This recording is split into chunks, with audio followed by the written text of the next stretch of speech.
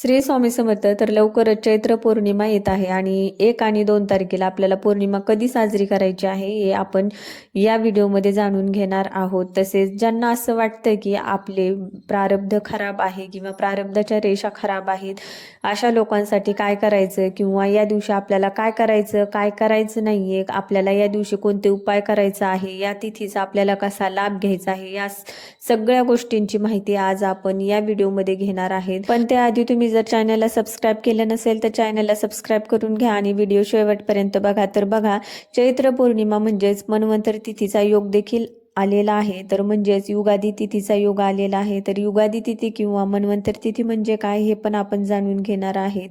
तर बघा, ब्रह्मदेवाचा एक दिवस म्हणजे एक कल्प असतो आणि एक कल्प म्हणजे त्याच्यामध्ये 14 मन्वंतर असतात आणि एका वर्षामध्येच 14 मन्वंतर तिथी येतात. त्याच्यापैकी एक म्हणजे चैत्र पौर्णिमेची ही तिथी म्हणजे एक मन्वंतर तिथी असेल. आणि या दिवशी असे म्हणतात की म्हणजे आपल्या नारद स्मृती पुराणानुसार असं म्हटलं जाते की या दिवशी म्हणजेच या मन्वंतर तिथीच्या दिवशी आपण जे काही दान धर्म पुण्य किंवा सत्कर्म करू, जप तप किंवा हवन ह्या गोष्टी केल्यानंतर आपल्याला त्याचे अक्षयपटीने पुण्य आपल्याला मिळते.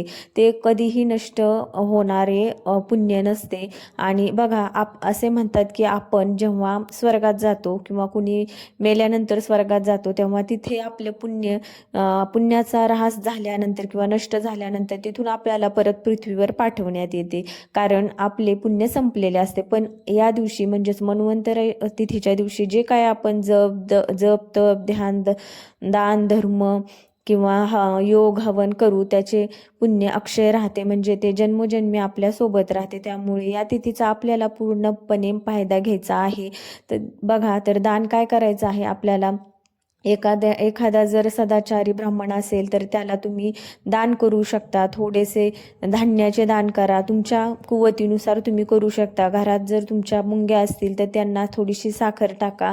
दारात किंवा खिडकीत कावळे वगैरे पक्षी किंवा काहीतरी बसत असेल तर त्यांना थोडेसे दाणे टाका. अशा प्रकारे तुम्हाला थोडे थोडे कर्म साठवत जायचं आहे. बघा, या दिवशीचा लाभ आपल्याला पूर्णपणे घ्यायचा आहे. आपल्याला पुराणानुसार या तिथीचे खूप खूप महत्त्व सांगितलेले आहेत. तसेच बघा, आता चैत्र पौर्णिमा असल्यामुळे आता याच दिवशी आपल्याला हनुमान जयंतीचा योग देखील आलेला आहे. तरी हनुमान जयंती कधी आपल्याला साजरी करायची आहे, तर 1 तारखेला हनुमान जयंती आपल्याला साजरी करायची नाहीये, तर ती 2 तारखेला सकाळी हनुमान जयंती साजरी करायची आहे. का तर बघा, असे म्हटले जाते की हनुमानाचा जन्म जो झालेला आहे सकाळी सूर्योदयाच्या टायमिंगमध्ये हनुमान जन्म झालेला आहे. त्यामुळे दुसऱ्या दिवशी सकाळी सकाळी आपल्याला हनुमान जयंती सूर्योदय झाल्यानंतर आपल्याला ह्याची जयंती साजरी करायची आहे. तर बघा, पितृतर्पणाचे देखील आपल्या शास्त्रामध्ये खूप खूप अनन्यसाधारण महत्त्व सांगितले जाते. तर बघा, आपल्या घरात सतत भांडण तंटे अशा बऱ्याच गोष्टी असतात, कटकटी असतात. भावाचं जमत नाही, बहीण भावाचं जमत नाही, घरात सतत कटकट भांडण किंवा सतत राग वैताग अशा बऱ्याच घटना घडतात. किंवा संततीचं सुख नसणे, संतती असेल तर ती व्यवस्थित नसणे किंवा ती व्यसनी असणे, सतत भांडखोर असणे, अशा गोष्टी ह्या फक्त पितृदोष असतो अशा गोष्टींमुळे अशा गोष्टी घरामध्ये घडतात. तर त्यासाठी आपल्याला पितृतर्पण नक्की 100% करायचं आहे. तर पितृतर्पण पौर्णिमेच्या कालावधीत तुम्ही कधीही करू शकता, 1 किंवा 2 तारखेला, पण नक्की करायचं आहे. बघा, हे पितृतर्पण केल्यामुळे आपले जे पितृ असतात ते आपले पितृ कितीतरी हजारो वर्षांपर्यंत तुष्ट होतात किंवा पुष्ट होतात किंवा ते त्यांचे जे आहे त्यांच्या मनोकामना पूर्ण होतात. बघा, तर पितृतर्पण कसं करायचं आहे आपल्याला. एक तांब्याचा लोटा घ्या, तांब्याच्या लोट्यामध्ये थोडंसं पाणी घ्या, त्यात थोडंसं गंगाजल टाका, काळे तीळ थोडेसे टाका आणि एक गीतेचा 7वा अध्याय मोबाईलवर लावा किंवा तुम्ही स्वतः म्हणा आणि ते जल तुम्ही दक्षिण दिशेला अर्पण करू शकता.